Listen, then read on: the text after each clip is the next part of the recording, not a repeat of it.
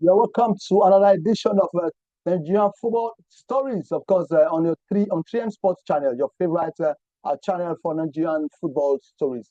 So, like Mami is my name, and of course, always with La Peter La. Peter La, you are welcome again to this program. It's a pleasure, sir.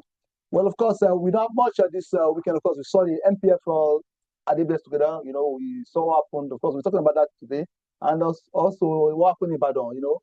We've got someone on ground. Of course, Mr. Wale Alabi, a veteran journalist, the man who has covered the Nigerian league for more than 30 years right now, and of course, he's an authority. And of course, he'll be on ground to tell us how it all went. So, of course, it all went in Ibadan. We'll also be looking at the Nigerian National League and some few results of the Nigerian Women Presidential Federation Cup that took place over the weekend. Of course, the Nigerian Women Football League is on break, and of course, it will be matches. 11 matches will be played on Wednesday, and of course, we talked about that last week already. So there's only going to race to talk about that again. Well, let's quickly go straight to some of the results we got from the round of 32 for the Nigerian Women Federation Cup. Of course, we saw gala of goals in various centers. Some teams, of course, actually went to a basket of goals, and that of Kada Queens, of course, losing to Edo Queens by 12 goals to nothing. We also saw Shumbes winning 3-0 against North End Youth Sport Academy, and of course, Raymond Ladies saw off Plateau Queens out of the FA Cup, beating them 3-0. Another high goal scoring match was the one between Ibom Angels. They trashed Sporting Angels 17 goals to nothing. Of course, Atlant 7, Crystal Stars 0. We saw Rovers Angels 7, Moje Queens 0. Of course, it was Bayelsa Queens who narrowly, of course, went past Niger Rattles by 2 goals to 1. Sunshine Queens went through on penalties after a goalless draw with Cosmos Ladies winning 8-7 on penalties. The National Queens, of course, defeated the Kwara Ladies 6-0.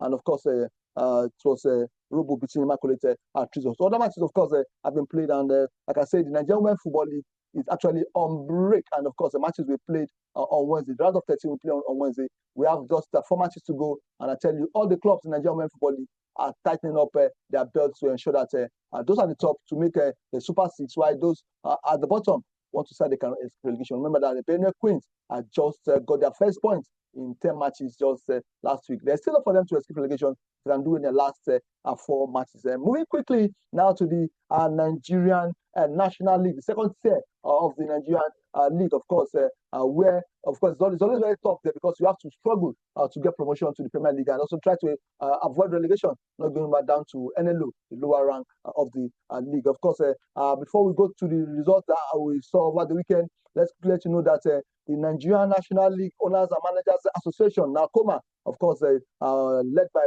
Godwin Enakina, just commended the NNL clubs for doing well in the round of 32 FA Cup. Of course, now we have 7 of the clubs in the National League among the 16 clubs that are left in the FA Cup.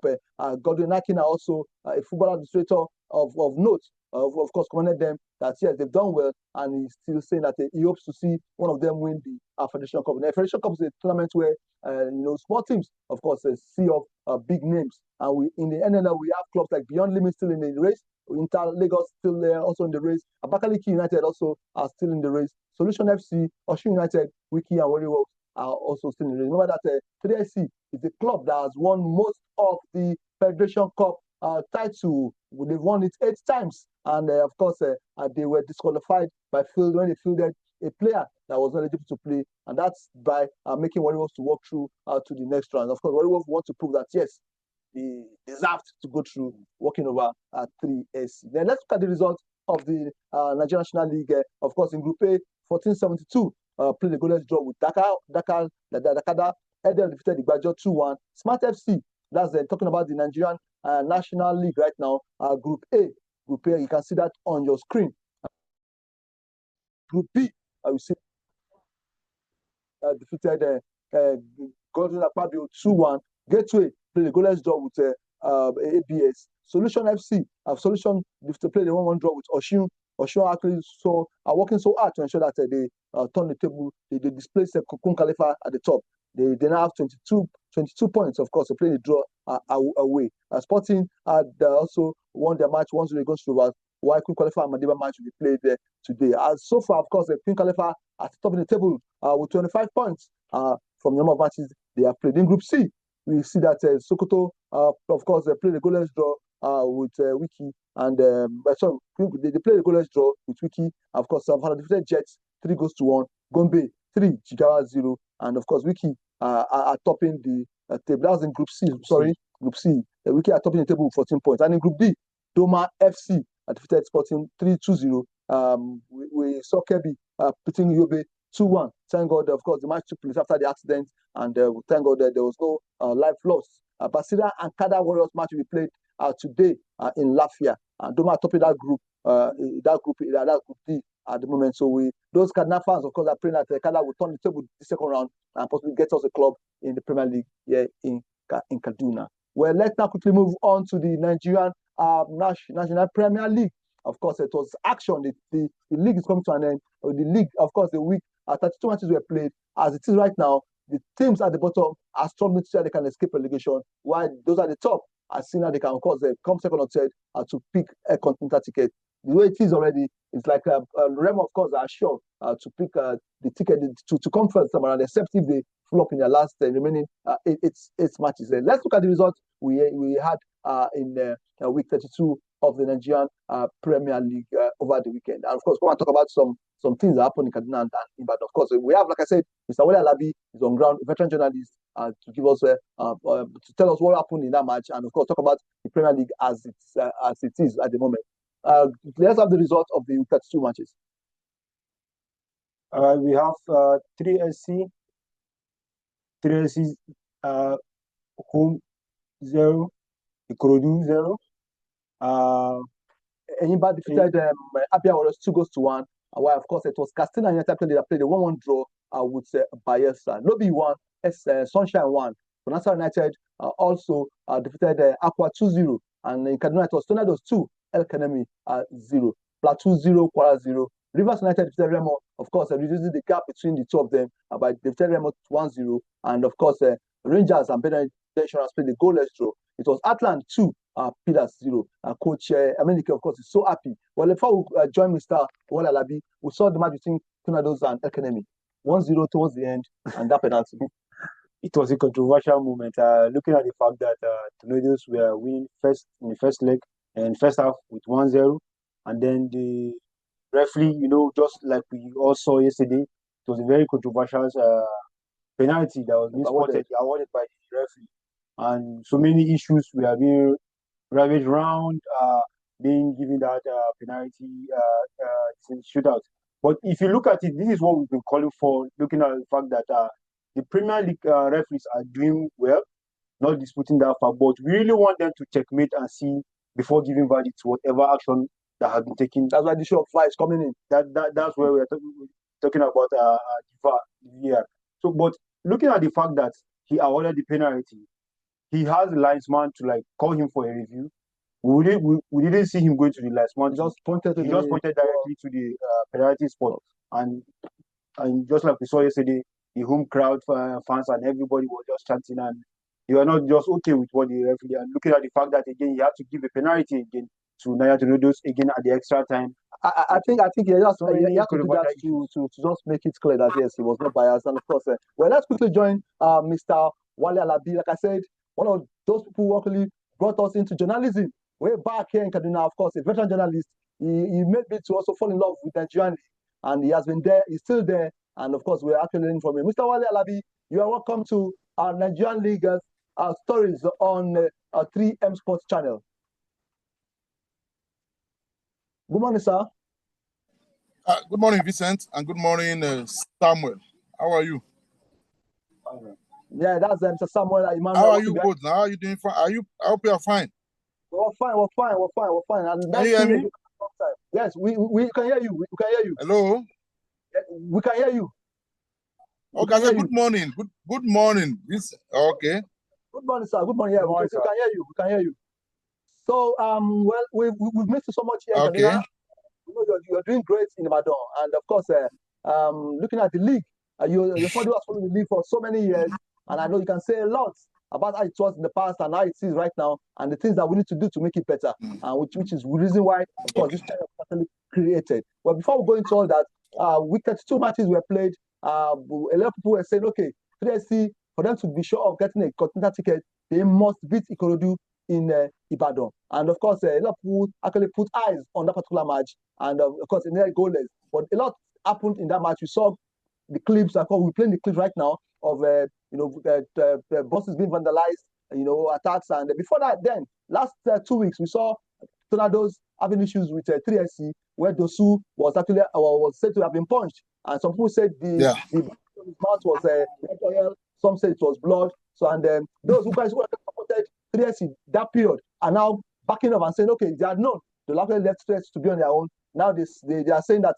3SC fans attacked Ikorodu bosses, and they did a lot of things because they could not pick the 3 points. What really happened in that match, Mr. Labin?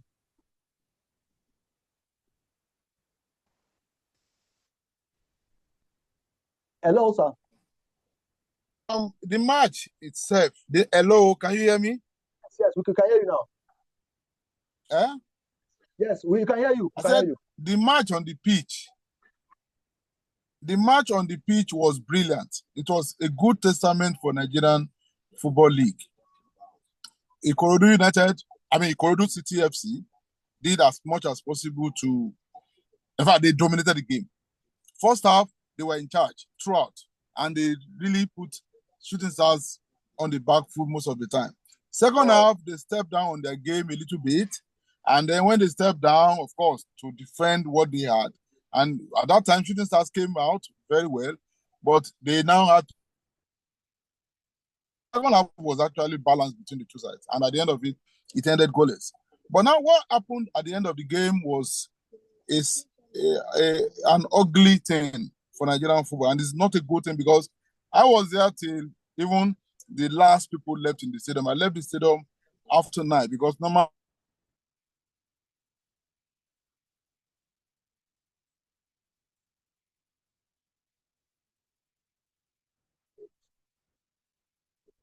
I think we've lost.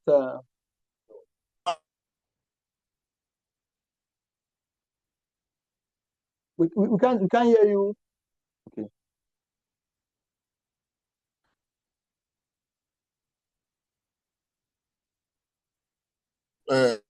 Fans, I mean, the team that they were going to deal with any one of them. But at that point in time, what some of us were getting is that, okay, no, they wanted only the management of Shooting Stars. This is the players couldn't, because I remember when they now had to leave that place in police uniform. In police uniform, because they had to whisk them and move them into the Ikorodu City Football Club bus, because the fans were still outside. They are waiting. Of course, the information getting to those people within the team, the match commissioner and the other part of the organizers was that, oh, outside you cannot go there. So in the long run, they felt, because the Ikorodu City people were already agitated, that look, we need to leave this place. We can't continue to be here. So they now say, okay, fine. What you need to do is that let's find a way to remove them, to take them out of this place. So they now put them in a Ikorodu City bus, as well as the referees. The referees were in police uniform, quite all right. And at the end of the day, I think some minutes after 9 p.m., that was when a number of soldiers came. They came in 5 Hilux vehicles. But by that time, they had already scared away the fans, because by that, the police had done a good job of pushing them away at that point in time. So there was mayhem, quite all right. And it was not a good thing for Shooting Stars' ambitions, because as it is, they are going to be sanctioned. There's no doubt about that. Let's not what do I say now? Let's not kid ourselves about that, because from the way it happened, the report from the match officials certainly should put Shooting Stars in trouble. And then that, definitely, the ambition.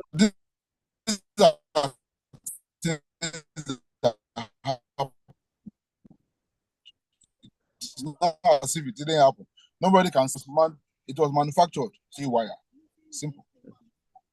Well, looking at the table as it is right now, we still have a lot of people are thinking, Enyimba, of course, will self-pedal for Abia Warriors, so that the Abia Warriors will consolidate on the ambition of picking the third position. But like Enyimba also said, they are also ambitious. I think that was a good one, because a lot of people felt that Abia Warriors will. Yes, they too want to. So, and as it is right now, if you have to stick your neck out of it for a team, I'll pick the third position to go continental. Which of the teams, Abia, 3SC, Ikorodu, Rangers, you think will pick that slot? You see, I have a soft spot for Shooting Stars because that's the club I've been supporting since I was a kid in Ibadan. Yeah. And but when I look at the table and I look at it, because Ikorodu City, they have a match at hand. Yes, their opponent, Katsina United, they're playing on Wednesday. The opponents are in danger zone, quite all right. But Ikorodu City, with what I saw Ikorodu City play yesterday, if the same thing they play, they will beat Katsina United. And they will now move above Shooting Stars. Because they're on 46 points already. Shooting Stars are on 48. So Ikorodu City will move to 49. So when they move to 49, now they will be contending with Abia Warriors. Abia Warriors are on 50.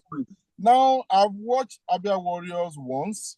And but with the way I'm seeing Ikorodu City playing,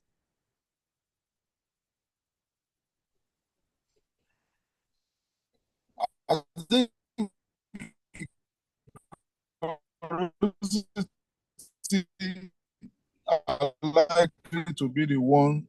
Because Abia Warriors have the advantage now, so they will fight to. If they maintain the form they are in, they can get it.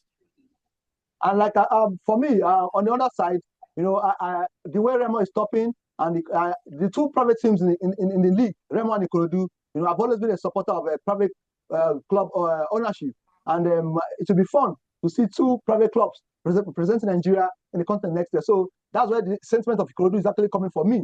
Although, like you said, also 3SC is the club I've been supporting for years, and for the way they behaved of recent, I think I'm beginning to lose interest. No, you see, it will be good to have both Ikorodu City and Remo Stars coming third and fourth now, as it is. You see, it is good to encourage those who are the private owners. And again, you will see that the management of these clubs appears to be better than what we are seeing at the government-owned clubs. Yes, because most of the government-owned clubs are not proper, because Shooting Stars' problem yesterday was poor management. Yes. Because you were aware that Ikorodu City were going to come, you were aware that you need this point, you were aware that you have been dropping from, at the time they were second. Yes. Now you've been dropping down to about fifth, sixth, and that. So you know that you need that game. So the fans will be agitated. The fans are poorly educated. So they should have taken a lot of measures.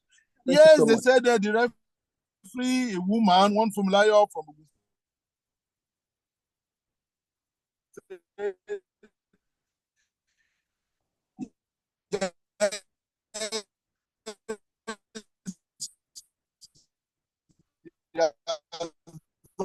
being a good one. But then, look, that's when you play your game on the pitch, and then you're like the backup that they got. Ordinarily, 50 security men are supposed to be at a match.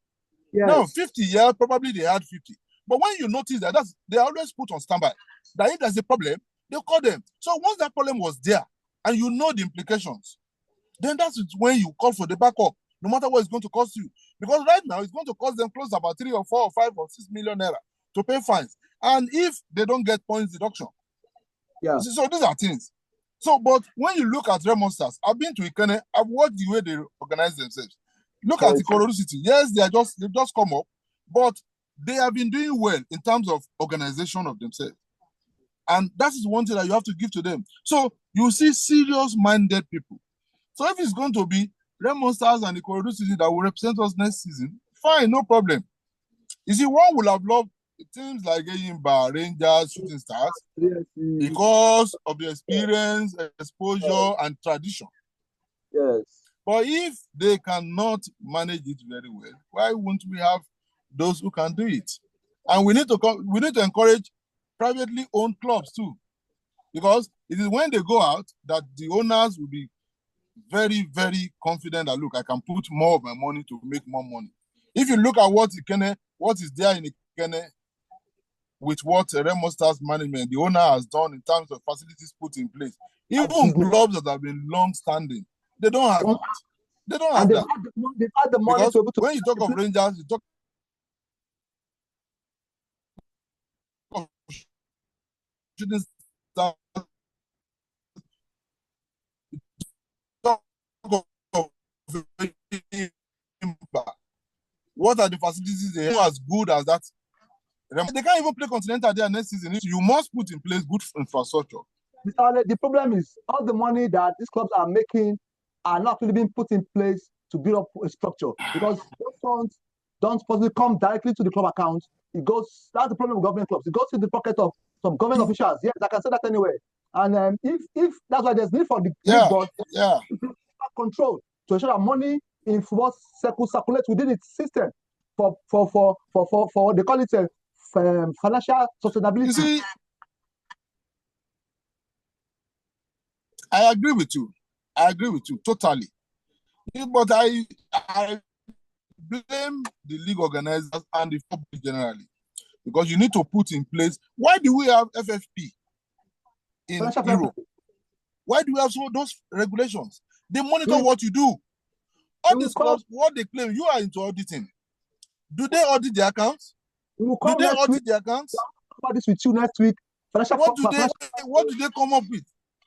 It's sad. I think from our side, we heard that some government officials from the top, they stop the league board from doing the right thing. That's why there should be education to even the president, to the sport council. Let them know that they should stop the government officials from giving directives to the league board in taking decisions that will favor these government clubs. Because that has been the problem.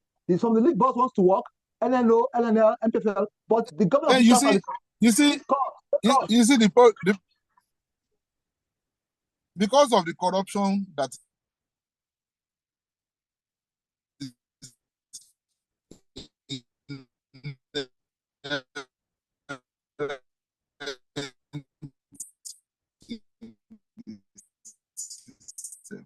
we have all this AGM tomorrow. Host a program. They go to when they listen to them, because they want to host AGM and it's going to cost millions. They will go to the state governments and they will now have to bend over backwards for them. That is the corruption that we have there. But meanwhile, the game. Okay, go on, sir. Yeah. You can go, sir. It is because of this kind of thing that at times a lot of things don't work in terms of enforcement of rules. Because if you continue to do that, you will see that you can't do a number of certain things. Some clubs will have to. The same thing, if you go back to the issue of football pitches that are World Cup compliant. You know, after the 1999 World Cup, under 20 World Cup that we hosted, they said those 8 stadia in the country will be used for league matches. Yes. But in the long run, they allowed some clubs to twist them and the state governments, and they now said, no, they can play. And they started playing in facilities that are not really good. And that was how we killed that idea. Because if we had done that, we would have seen a number of good facilities in the country. But where are we today? It's because of all of these things now. You see, it's a long story. We can't be talking about it all the time here. We'll come next week and we'll look fully into financial regulations with you concerning financial fair play, financial sustainability, how we can make our clubs, of course, be able to start making profits, look at the turnover side, and also to ensure that money circulates within the football sector and how it can also grow as a sector on its own in terms of business. I think we'll look into that with you come next week. Thank you so much for coming on this program. We appreciate all your contributions, and I tell you, we'll see you back on next week. Thank you. Yes, that was Mr. Wale Alabi, a veteran journalist, of course. He has been covering Nigerian Football League for more than 30 years. And of course, we'll tell you the A, B to Z of Nigerian Football League, the problems and the way forward. And I think some people need to be brought into the system so that we can move forward, to make our league all the best in Africa and in the world. I think because of time on our side, with that, please, I think, well, before you go, So what's looking at Tornadoes Academy match, the standard? How do you rate the standard? Well, the standard, just like Mr. Wali just rightly pointed out, we have issues in our league. But in the course of the Tornadoes match yesterday, we watched. I think the key factors is the issue of the security in place and how the officiating and management should be conducted in the course of the match. Yeah, those are the things that will help, of course, us to see good football when players are relaxed. You know, to help them to play good football. Well, I think a lot has to be done in terms of management of club, and that's just like what Mr. Wale said. Well, with that, I think time is not always our friend. We'll come to the end of football, Nigerian football league stories on 3M Sports. I remember Akimbami. And Peter Hitchler. See you on Friday for more on Nigeria Football League.